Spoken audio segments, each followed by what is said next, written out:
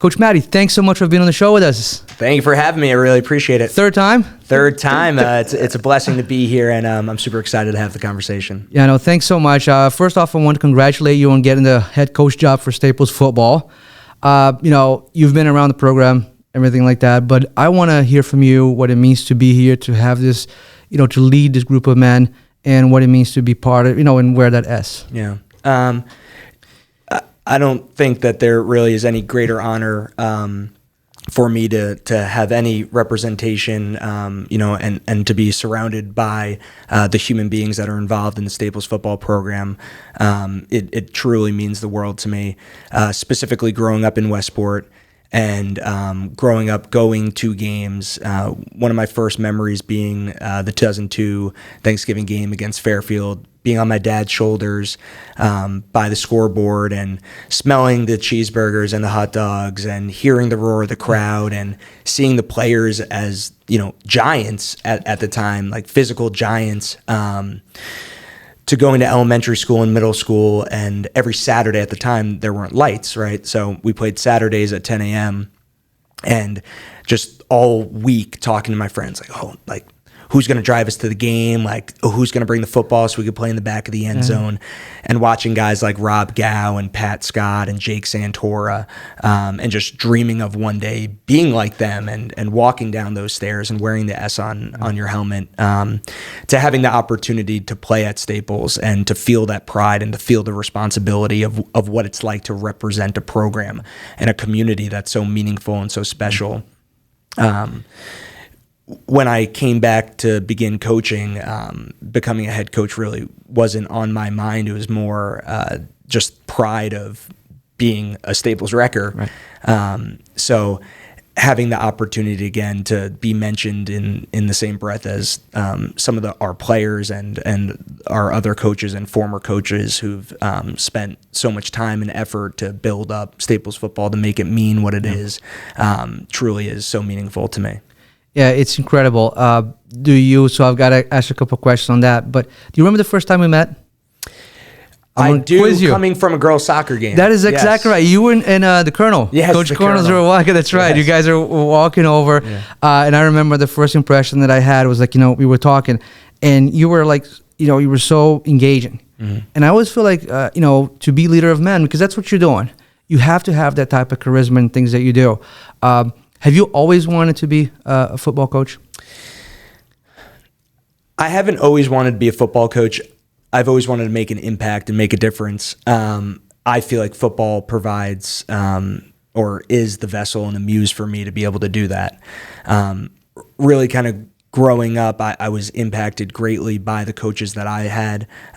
Coach Mars Petrasio set such an amazing foundation for a program and built Staples football into what it is today. And growing up in Westport, when he was the head coach here, he was bigger than Nick Saban, bigger than Bill Belichick. And then being coached by an alumni like Mac Divino, whose passion and energy for the program was contagious. You couldn't not give it your all because of the way that he showed up to practice every day. So having those models really helped kind of direct my path. But I went to Northeastern University, which your son is going to. Congratulations. Yeah, thank you very much. It's a great place. It is. It really is. With the mindset of initially being a journalism major and wanting to go into sports journalism, work for ESPN, host Sports Center, call games. But kind of immediately I gravitated toward opportunities to lead and try to help others. And I always had kind of that energy and that passion for it. At Northeastern specifically, I was lucky or fortunate, I guess would be a way to put it, to be in a situation where I was at Boston Children's Hospital overnight for a condition that was with my heart. And as I was leaving Boston Children's Hospital, there was a sign on the door that said that the hospital was in urgent need of blood. I, at the time, was thinking so much of myself and how crappy of an experience that I had. But seeing that sign made me realize that, there are people that are in situations that are much worse than I was, where you're reliant on other people's, just generosity in order for your survival. Yeah. So I went back home that day and I had a conversation with like 8 of my friends. And we decided the next day we were going to go to the blood donor center and give blood. So we did that. It was a great experience. The Sydney, who I'm still close friends with, runs the blood donor center at Boston Children's. And she was like, oh, if you have any more friends, like bring them by. So 6 weeks go by for the next time that he could give blood, and 45 of our friends from our fraternity all went. And they decked out the hospital in Northeastern balloons, red, black. They got us cake. They had donuts for us. And it's something that we actually continued doing, and Northeastern became the largest group donor of Boston Children's Hospital because multiple fraternities, multiple sororities started doing it, and became a really big event for all of us in Boston, and was incredibly meaningful. So that during that process, that was the first time that I realized that I could lead for the betterment of others, and I could push people to do things that help benefit them and help benefit the people around them. And through that experience, I learned that, maybe coaching and maybe teaching would be a route for me, and something that I would be really interested in, trying to go for. Yeah, because, and I'm with you. First of all, that's such a great story, right? Because you kind of realize that you can't make a difference. It doesn't matter. As I do the morning walk, sometimes I always got like a saying that I do, and one of them is like, if you can't do great things, do small things in a great way. Right? You can always do that. But, leading people and, in sports like X's and O's, and like you said, we all get better that we can study, but it's a characteristic. I feel like you kind of have or you don't. And one thing that I'll never forget, Alex and Vari, who used to run the rec soccer for Westport when I first got here. So I got here, my kids were 4 and 2. And they were playing rec soccer, and we started talking. And the first thing, and I was like, "Oh, they need a rec." I think it was like a commissioner at the time, and I said, "Yeah, sure, I'll do it." And I started doing the commissioner, and that thing, director, and all that. And Alex said one thing that never stuck to me. He says, "People who lead, they can't stay on the sidelines. They have to lead." Is that how you feel too? Like you were kind of like drawn to this thing? Yeah, definitely. I think. Some of the qualities that make people great leaders also, obviously, there's a balance in life, right? Yeah. A lot of great leaders are control freaks. I like to call them control enthusiasts. Yes. Right? It's much better, right? So that's something I'm working on in my personal life. Last year, I was picking up a friend who was home for the weekend, and I gave them a time that I was going to pick them up. We were going to go to dinner, and they're like 2 minutes late. And I texted them like immediately, like I'm outside. I'm in the car. You and I would get along really well. I'm not one of your players. I lose it. I'm not one of your players. Settle down. But yeah. Again, I've always been drawn to try to help others, and really I think my energy and my passion has drawn people in, and then I've been super fortunate to be around people who've elevated me and put me in positions to lead, allowed me to grow, allowed me to fail, allowed me to learn, have given me constructive feedback that has made me so much better every single day. I immediately think to Coach Will Kashansky, the head lacrosse coach, who asked me to coach lacrosse in 2020. I had never played lacrosse. I had never picked up a stick. I still can't cradle at all. So I kind of looked at him like, brother, I never played. Like, I'm going to be of no help. And he said, he's like, I'll teach you anything that you need to know, but I want you to be around our program. I want you to help lead our team.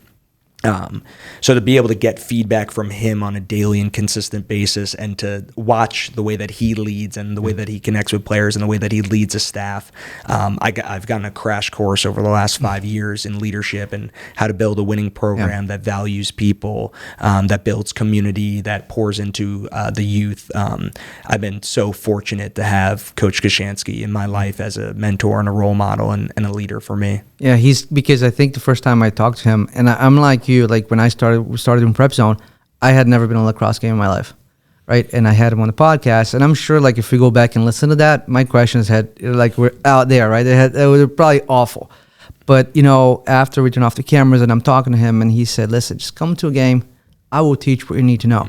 And one of my best memories with him was after the first game I covered, because we kind of stayed towards the end and players kind of leave, so you stayed as media to talk to the coach. And we did the interview, and then he asked me, he said, were you able to follow the game? And I said, pretty much. I have a few questions. He goes, lay them on me. Mm-hmm. And he sat there maybe like 30 minutes, like just answering my questions about the game. Yeah. And I will never forget that, because not a lot of people do that. Yeah. You know what I mean? It's like after a game, whatever, you got, and I'm sure that you guys know, after the game's over, you got so much things to do. Yeah. There's so much going on. Like, he just sat there, we stood and I asked a bunch of questions. He answered these questions. He walked me to things. And that kind of like, it's kind of things that it might be a small thing to him, but for me it was a big thing. Yeah. Right? I'm just so impressed by him daily, and I would never be the head football coach at Staples if it weren't for Coach K. So I'm so appreciative, and something that I ask our kids often, asking them like who their friends are. I'm like, who's your best friend? And all the kids are like, oh, I have like multiple best friends. Oh God, so everybody's got a best friend nowadays. Like, it's crazy. Yeah. I always ask them like, who do you go to when you need advice? So I was recently talking to Nick Jascari, who's a freshman at Staples, and I asked him that, and he answered it, and he was the first kid ever who said, "How about you?" And I paused for a second because I wasn't expecting him to kind of turn the question back on me, and I thought, and I said, Coach Kashansky is the person that I go to for advice, because I truly value and respect his opinion and know that he wants what's best for me and also what's best for our programs. So Coach Kashansky has been truly tremendous. Yeah, I couldn't say enough about him. I think it's, you see the success of the program and you kind of understand why, right? Because it's like, I always feel like everything starts at the top. So you got to have that leadership at the top and to bring it down. And that's kind of how you see things. Now, turning back, we're going to come back to find out more about you, because that's what I kind of want to do. But I also want to ask about the football team specifically, right? So you guys won a state championship last year. I think it wasn't a disappointment. You really got far. It's so hard to repeat. I think football is probably one of the hardest sports to do that, because it's, you play the same teams over and over, and how the FCIC is and that whole thing. But what kind of style of football? Let me ask this first. You're the head coach. Are you going to bring in someone to call the plays, or are you still going to be doing that? I'm going to call the plays, but I'm actually extremely excited, and we're very fortunate. Coach Robbie Milne, who's just the offense coordinator and associate head coach at Shelton, and formerly coached with us at Staples from 2019 through 2021. He's going to be coming back as the offensive coordinator and helping really formulate our game plan, structure our practices, and really help bolster our run game. So it's certainly not going to be a one-man job. We also were very fortunate to hire Coach Nick Chacho, who's the offensive coordinator at Massac. For the past few years, Massac won the state championship this last year, and Coach Chacho will be coaching our quarterbacks. So along with Coach Connors, who is a wizard from a schematic standpoint with football, and is really going to aid so much in terms of just our preparation of plays and what we want to run. Yeah, because I don't know if, and I've been around these programs. I know you guys, you function as a college program. If not, you scout as such, you prepare as such. So I know that a lot goes into it. So my question was like, because what do you, because, you're almost like the associate head coach, so you kind of know how it goes, but anything that you've, in the last few years, that surprised you being the position like at the top of the football team? Or something that you learned, or something that surprised you that you didn't think you were going to have to do? I've certainly learned something every single day. Yeah. And again, I've been very fortunate, very lucky. I just think with the amount of players that we have in our program, trying to be intentional with your interactions with each of them. And understanding that if we have 125 kids in our program, all of them are going to bring something different to the table. All of them are going to want something different out of their experience. But it's your job as the head coach and as our coaching staff in general and the leaders of our football team to kind of unify that goal as much as possible, right? We have many players who are lacrosse first and they want to go to college to play lacrosse. Their situation is going to be a little bit different than a player who, has always dreamed of playing NESCAC football for Trinity or for Wesleyan. Versus just another kid who wants to be a part of the team and he's never played football before and he's putting a helmet and pads on for the first time. what do all of these players have in common and what do they want? Well, I think as human beings, we all want to be part of something that's special, something that's bigger than ourselves. So how do you supply that to them, right? How do you create a program and treat people in a way where they're valued, whether they're playing 15 snaps on a Friday night, 50 snaps on a Friday night, or they're helping pass out waters, and how do they feel valued in whatever their role may be, so that when the game does end, and hopefully the Wreckers win, right, they take pride in that and they know that they were able to supply something and help Staples football reach that next level and reach their goals. So I guess I would say that is the surprising part, or at times maybe the hard to grasp part of being the head coach, is just seeing the mass amount of people and trying to develop meaningful individual relationships with each of them, where you then fuse together what they like, what they want to get out of this, provide that for them while also thinking of the best for the football program. It is very tough because I've had some experience, leading like a lot of musicians, things like that. And even though sometimes you get a big band or whatever is kind of associated with that, it's very hard to get to know everyone. It's a lot of work because and at the same time, like, you're going to have people you gravitate towards, but it's like, it's so tough because when you're at the top, you're supposed, you're doing the whole thing in scale. The program is, I think, like I said, Friday Night Lights and Friday Night Football is what the town's all about and everything we do. What kind of football are we going to see from the team next year? Anything different? How are your plans? What do you think the season is going to look like? And what are we going to see when it comes out in September? We have a difficult, challenging schedule. I look at that. It's a crazy schedule, but go ahead. Where we play 8 of our 10 teams made the playoffs last year. 5 of the 10 teams were in the state championship last year. And that's kind of the most common question or point that's been brought up to me. And my response to that has been, and my response to what type of team are you going to get, is that there's not going to be a football team in the state of Connecticut that's going to play harder than our team will play. When you play Staples football, you are doing everything in your power to be ready to step up for a challenge. And our schedule is a challenge. But when you play Staples football, that is your goal. And what we want to teach our kids, our students, our players in life is that when you're faced with a challenge, you don't back down. And when you're faced with a challenge, you focus on your preparation, you focus on what you can control, you focus on your attitude, you focus on your effort, your energy, your communication with your teammates or your family members or whoever it may be. And you do everything in your power so that you are successful or you're able to get over that hump. So I can't promise an amount of wins or an amount of losses, but I could tell you that I know for a fact, I know the heart of our players. I know who they are as human beings. I know how much Staples football means to our players and what they're willing to do on the field and in preparation for our games. And I could tell you that our team is going to be extremely physical and our team is going to be extremely disciplined. They're going to have great technique because of how hard that they work and how great our coaching staff is. And on Friday nights, we're always going to be the mentally and physically tougher team. Yeah, I'm going to pick your brain. You remember what you said to me after the Greenwich game? Which year? No, this year, like the rain game on Thanksgiving was pouring rain, right? And then we were sharp as could be. I mean, it's like, I think it was a rout, right? This year was like crazy. And I asked you after the game, we had a post-game interview, and I said, how the rain didn't affect you guys? And you said it was all about execution and technique. I said being in the right place at the right time. Doesn't matter if it's raining, snowing. If you're doing what you're supposed to do, it's going to happen. Yeah. Well, again, we want to train our players to not be impacted by external situations. Yep. And that's something that we talk about a lot. You can't control the heat, you can't control the weather, you can't control what the opponent does, the ref, the crowd, but you can control what you do. If you're at our practices, and I know you've been to a few practices, but you see the pride that our players take in each rep in practice, and you see how intentful they are and the way that they coach each other, and they don't take reps off.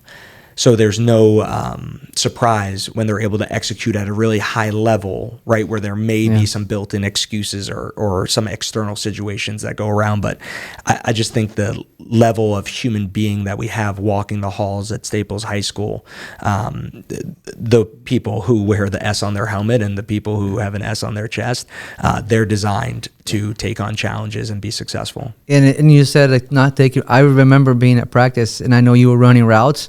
You're running like a madman over there. Like you were tired, right? I was like, he's over there running routes, and like, is he coach or is he playing? Right? That's what it looked like, right? Because you kind of showing them what to do. That stuck with me because it was a practice, and I don't know what. I was probably just watching guys play, and I saw you like you were showing these guys how to do when you're actually like running the routes up and down the sidelines. Yeah, so that's that's one. It's a lot of fun, but right.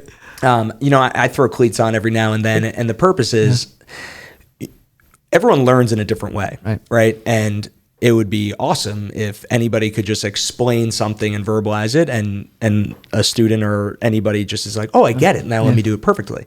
A lot of people learn visually. So that's why we have a lot of meeting time where we watch film of what we want to see, what the opponent is going to give us, what we feel like we're going to be successful with. But with the smaller technique pieces, it's very important in my eyes to be able to be in a position, honestly, like physically, where I could showcase what we want out of our players so they get that visual rep before they then have to replicate it themselves. Right. So again, this might sound ridiculous, but I work out every day for the purpose of being able to do that and not being a hypocrite, because you're telling your players to make sacrifices. You're telling your players to have a healthy diet. You're telling your players to drink a ton of water. You're telling your players to be able to push through productive discomfort on a football field. If I can't do that, then I'm a hypocrite. So I know it's always a point, right? I always think like it's crazy, but that's like I said, it stuck with me so much. I'm like, man, he's like running up and down that field. Like that's crazy. It was crazy. What was it like growing up in Westport? It was amazing. One, I had two unbelievable parents who really supported me and cared so much for me. My dad is the hardest working person that I know. And again, he's not a big talker, but in terms of modeling behavior and the type of person that you want to become, I think just watching my dad's work ethic and the way that he did things selflessly for others really set a path for me and set the type of man that I want to be. And my mom is a school teacher, unfortunately in Greenwich. She's still a school teacher in Greenwich? Yeah, she's still a school teacher all in right. Greenwich. Oh, my God. Okay. But her energy and her nonstop just motor of taking care of others, doing whatever needs to be done, again, set for me the type of person that, I want to be. And then just with how much my parents were either working or away or with things going on, my grandmother lived with us as well. So kind of getting that third parent, who was really intense in a positive way, but intense. My whole family, both sides, are from the Bronx.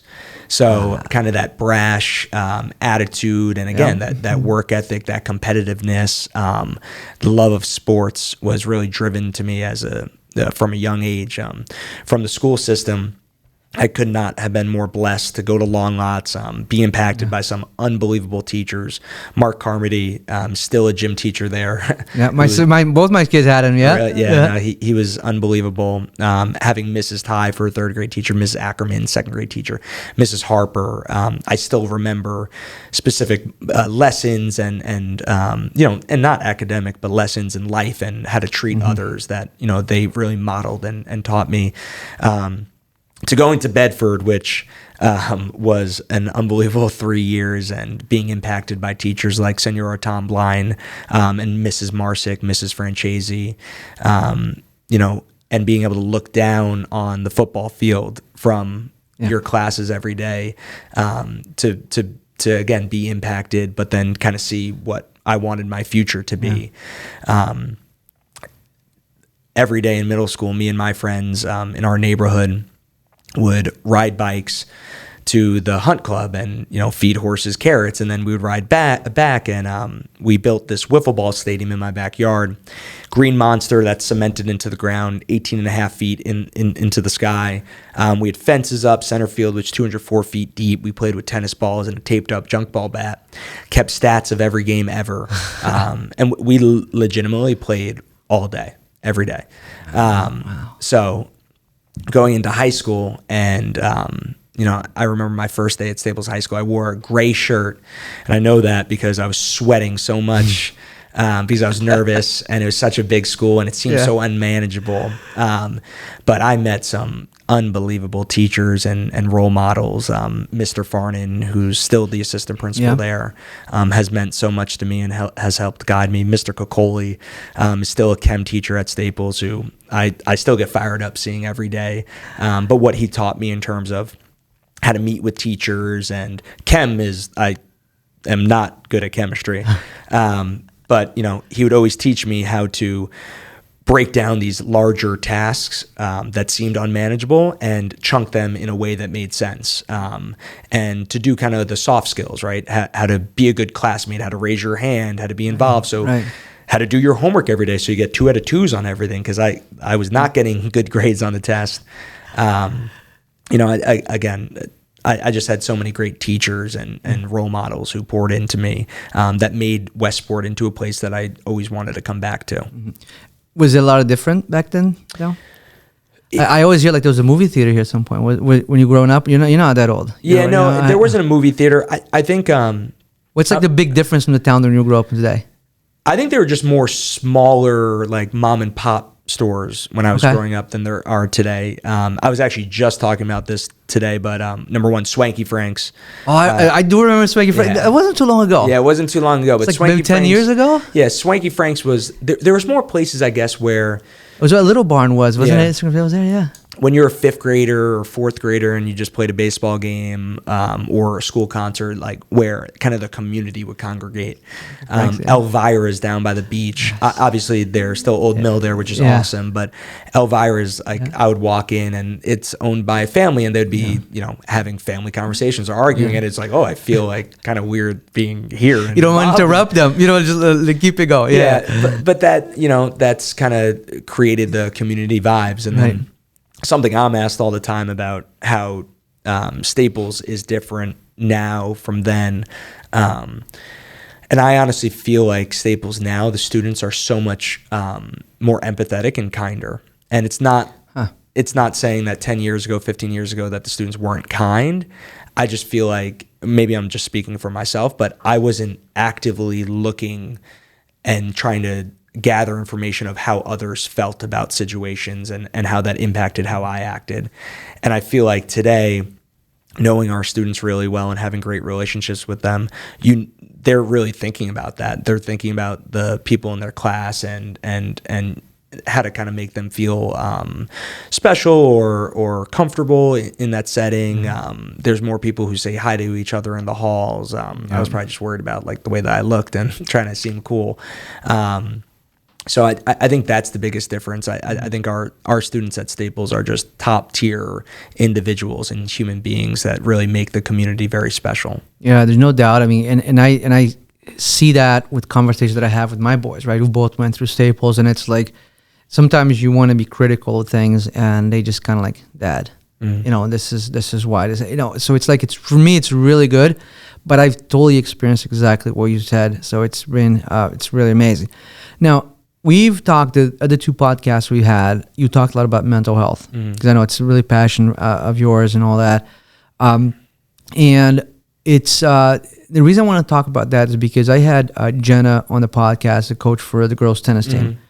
And she talked about, how sometimes environments can help you thrive in the environment, sometimes not, but the mental health is really the important thing, right? And I know you've kind of changed the football program around that. What is, and again, because not everybody listens to every podcast, so I want to talk to you about that. Can you talk a little bit about the focus you put on mental health, what you've done, and the plans you have to kind of continue that as now you're moving into, kind of running the entire thing? Yeah. Well, I think in general, right, the mindset and thought process is that, I obviously love high school football, and I'm choosing to do it as a career. But at the end of the day, you're dealing with high school students who we want to become amazing members of society and human beings and brothers and husbands and fathers and workers.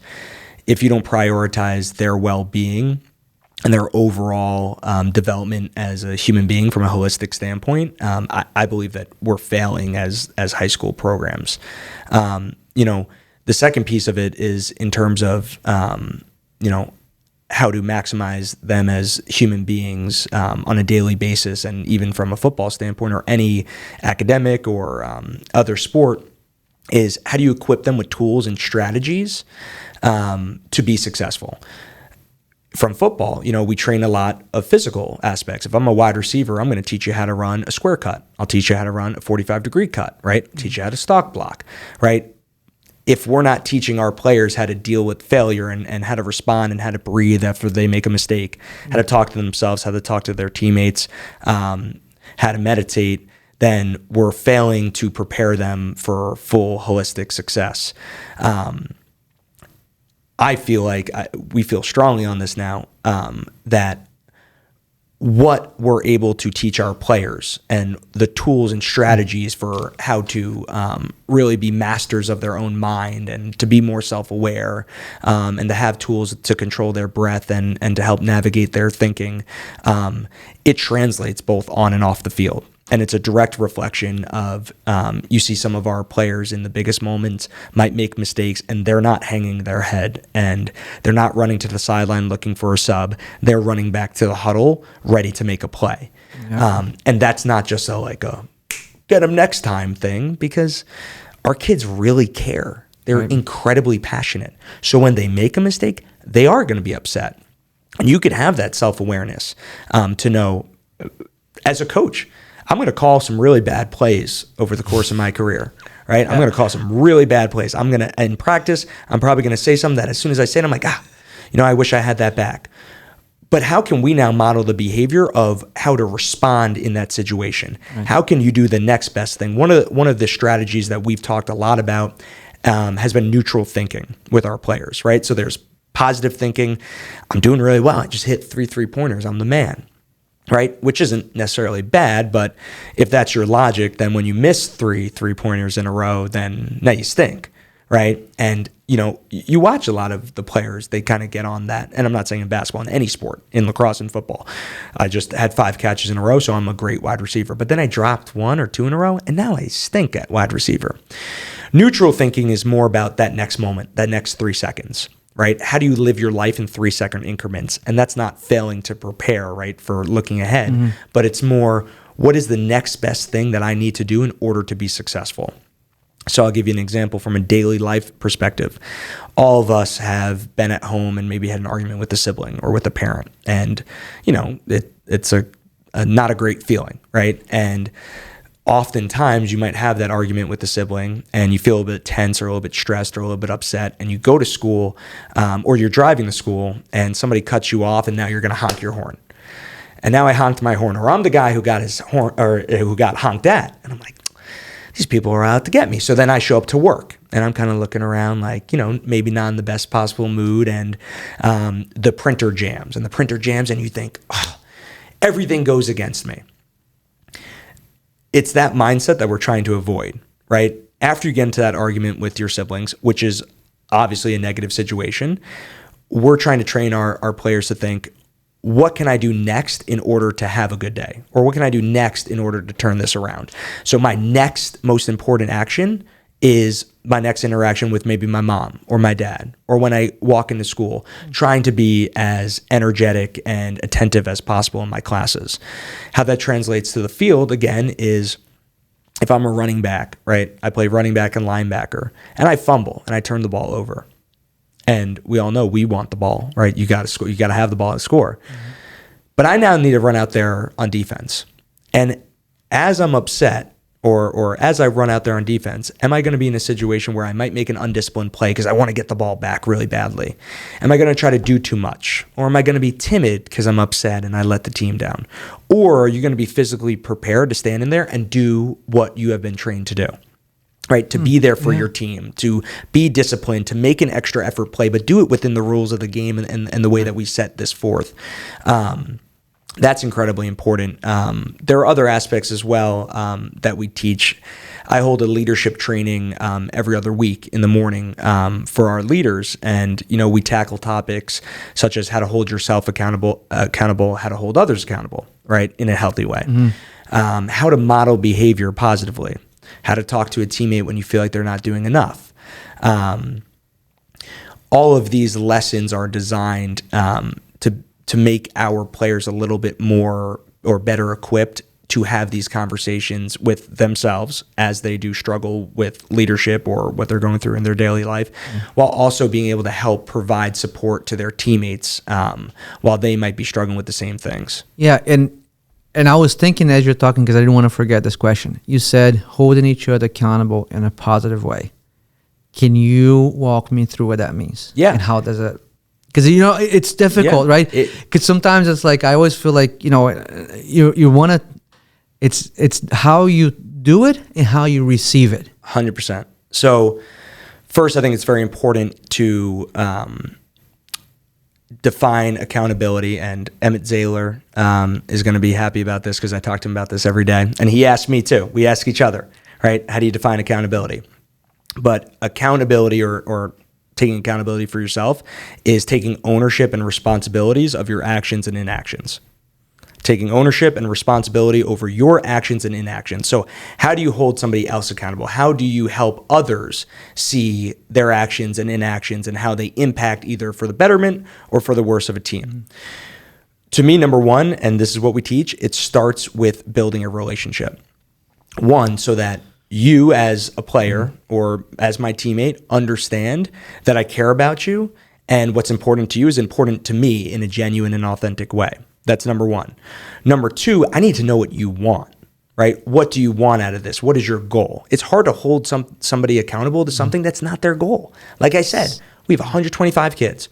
Not everyone's goal is to be an all-state O-lineman, right? You can't hold somebody accountable to being an all-state O-lineman and doing everything that it takes in order to accomplish that if they don't want that for themselves, right?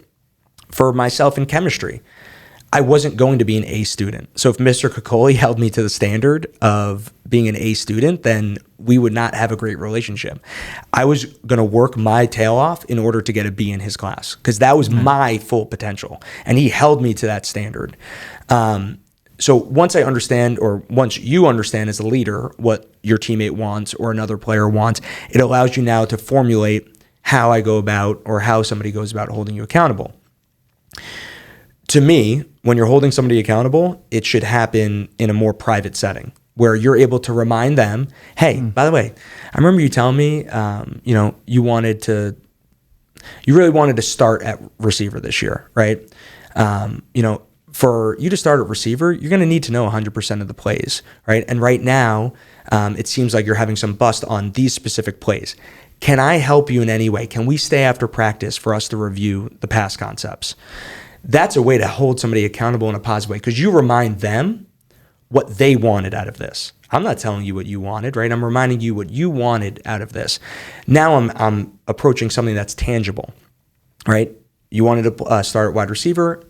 You need to be able to know 100% of the plays. Right now, here are some mistakes you're making, and now I'm going to offer my help. I would sacrifice my time to sit with you, review, or answer any questions that you may have so you could best be put in a position to be successful. Players see that from their teammates or from coaches, and they understand if it's handled in the right way that this is somebody who cares about me and wants me to accomplish my goals, right? But it starts with that relationship and the communication to understand what are these people, what is this person's goals, right? What do they want out of this experience? How can they get that, right? What do they need to do? What are the steps necessary for them to be successful? So I think from a teammate perspective, a captain, a leadership perspective, always approaching it from that we're on the same plane really helps make the player as successful as possible. It's insane what you just said that because I always look at accountability as something that, came from me. So for example, and for those who don't know, that we got Spencer's here with us, and I was just thinking about, the interns and everybody that we got at PrepZone, and it's like, I always think about from the PrepZone's point of view, but it's almost like if you come of it from their point of view, what are they trying to get from this, right? What is that? It kind of changes your mindset a lot. Yeah. I think about what I want as a person, and there's one lacrosse season where I gave a presentation on accountability, and we set up accountability partners, and you were supposed to reach out to somebody that you trusted and respected, that you wanted them to hold you accountable. You sent them your goals, and you said, hey, Steve, I really want you to hold me accountable to these goals. This is what I want. This is what I'm going to do to achieve them. I need you to check in with me. And Ben Burmeister, who's now playing at Notre Dame. Yeah, Big Ben. Yeah, Ben. An amazing human being. We made each other accountability partners, where he wanted me to look at his goals and what he said he was going to do to achieve them. And I said, I want you to do the same for me, right? And I think about it, a lot of my goals now come from a physical standpoint of, let's say working out. And when I'm running, although I want to lose weight, I want to feel good, I want to be in a position where I feel mentally and physically healthy. When you get tired, right, it's hard to continue embracing that discomfort, and it's hard to continue pushing through. But having somebody there who's not yelling at you, but reminding you of what you ultimately want, right? Even though I might feel tired right now and I might be worn down, and it's easy when I'm worn down and I'm tired to find an excuse and to go a little bit less hard and to not really put myself out there. Having somebody like Ben Burmeister to remind you and say, hey, but you really wanted to hit this goal. You wanted to be this weight, or you wanted to hit this many days working out in a row, gives you that extra motivation. And I don't think it's any different with two teammates, right? I want to be the best possible player that I can be, but when I get tired, when I'm a little bit sore, when I'm banged up, when it's cold, when it's rainy, it's easier for me to stray away from that.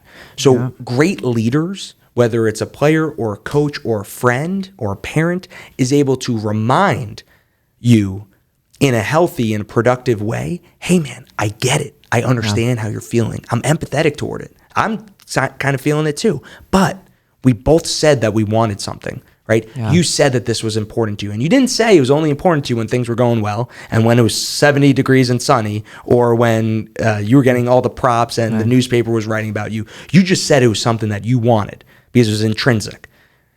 So I think it's very important to teach that and to have players who remind each other of that, and have coaches who understand their players and what they want. Yeah, no, I'm telling right now, this conversation just changed exactly what I was going to talk to so many people about it, but it changes you, right? So if you have the understanding of that, it's crazy. So, Coach, thank you for that. Just for that alone, it was so great.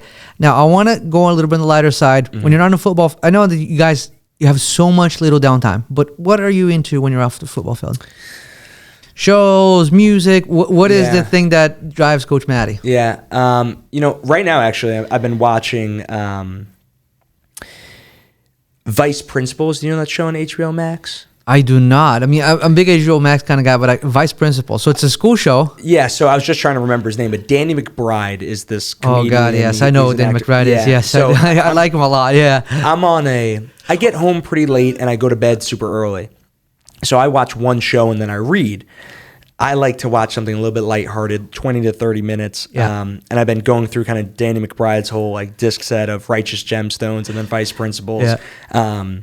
I think I've seen a clip for that now that you mention it. There's another big name with him in that show. Yeah, I'm forgetting his name now, but beyond that, I honestly truly enjoy reading. What do you read? What are you reading right now? I'm reading right now a book about Mike Leach, who's the football coach at Mississippi State, who passed away last year. I just read John Gruden's book, and then I'm also reading. This was given to me actually by family of youth kids that I've coached, but it's called Resilience, and it's a book about Ernest Shackleton's voyage to Antarctica that crashed in 1914, I believe, and it kind of just retells the story and everything that they went through and the leadership that Ernest Shackleton provided in order to get his men out and safe was truly tremendous.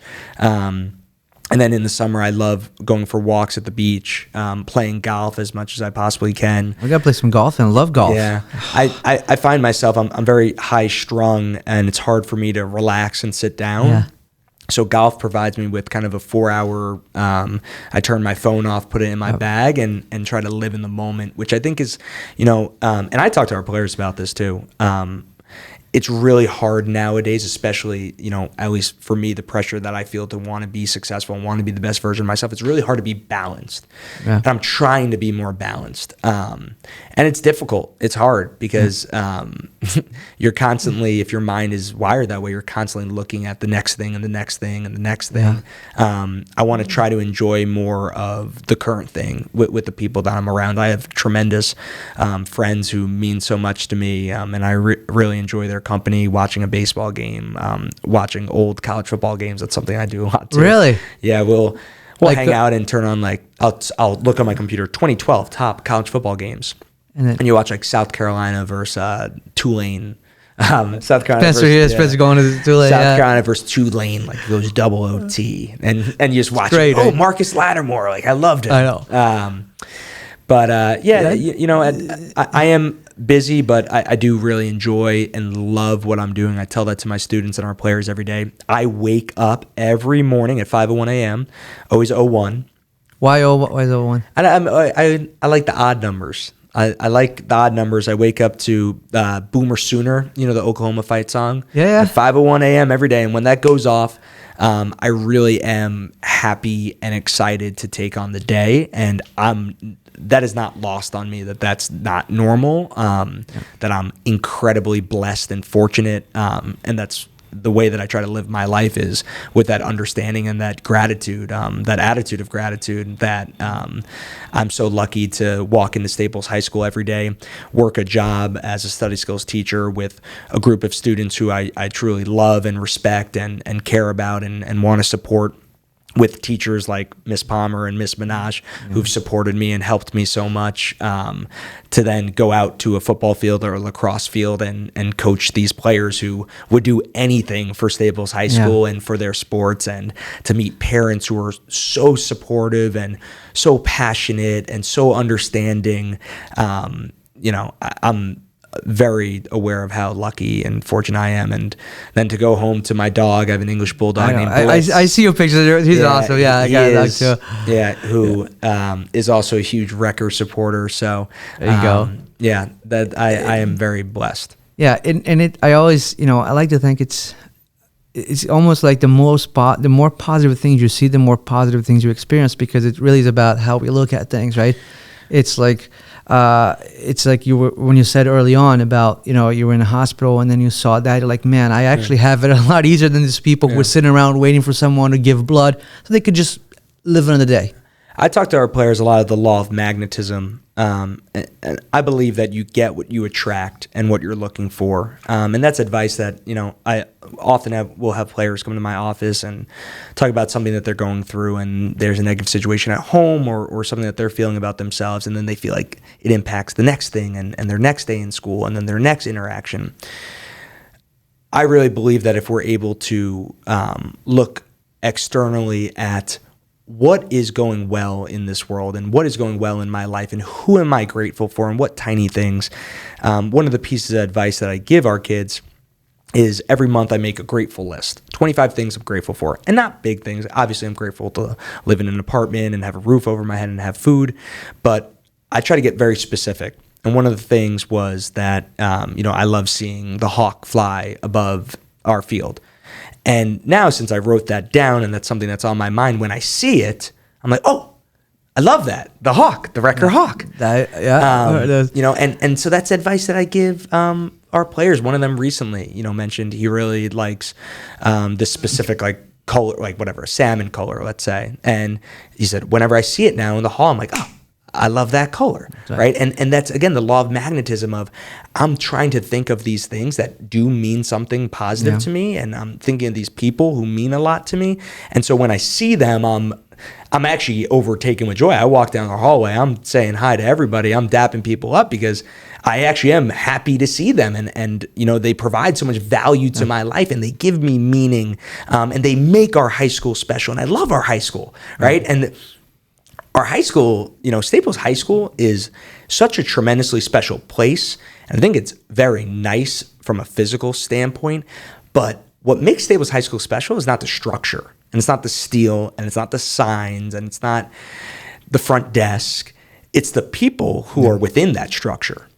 And I think it's very important to never lose sight of that, because that is my main motivator as a human being. Forget being a football coach, but just a person who walks into that building every day and who wears an S on their shirt pretty much every single day, because all my clothes have logo wear, right? Is that our people in the hallway, whether it's adults from our principal down to the freshmen who walk in there, they are special human beings, and they represent what's so great about our world, and they make up our Westport community, and it's why our teams have the success that they have, and it's why our students academically have the success that they have, and it's why our alumni go on to do so many great things in this world. So that's never lost. I mean, that's why I'm so excited every single day and have so much of that passion. Yeah, it's contagious, right? I mean, you're saying right there, I'm a pretty big record guy. You might be bigger than I am. We're gonna have to fight that off one day. See who's gonna get the most spirit. Record Bob will be the special referee. That's right, Record Bob. But it's so great. I mean, I'm really excited. We're gonna talk later. As we get close to the season. I know there's so much things you're gonna do until now to then. Like you mentioned a little bit of your staff. So you're building the staff. You're doing all that. You're going to have some returning players, you're going to have some new players. You just, we're going to talk about that later. But today, really, I just want to get to know you a little bit more. And I felt like we really did that. It was so great to do that. And I want to ask you this one question, too. If you, looking back at, the last few seasons, things like that, if you could go back and relive one day in your life, what would that be? You can either live it again or you can watch it. It actually makes me emotional thinking about this, because I think, the easy answer would be the state championship or the Greenwich game in 2022 when we beat them for the first time in 7 years. And it was such an amazing game and moment. And obviously the state championship was. But really the day I would want to relive would be in 2022, the quarterfinal game that we lost, the Fairfield Prep. Because even though it ended, still it makes me want to cry even still talking about it now. It's so rare that you get a group of human beings who were so bought in and would do anything for the betterment of our program and to represent Staples in a positive way. And I would do anything to just be back on and experience that team again, and the leadership of guys like Zach Roseme, the joy that Will Holloman would bring, the way that Tyler Clark was just a fierce competitor, the just respect and love for Staples and football that Andrew Rossman had, that the Michael Nealons, the Preston Norris, who almost quit playing his junior year in football and stuck with it and trusted the coaching and trusted his teammates, and that was a really special group of people and players. And when they stepped in that huddle down by a point with 50 seconds left and no timeouts on our own 4-yard line, and they looked at each other, they thought that there was no way in this world that they weren't going to score.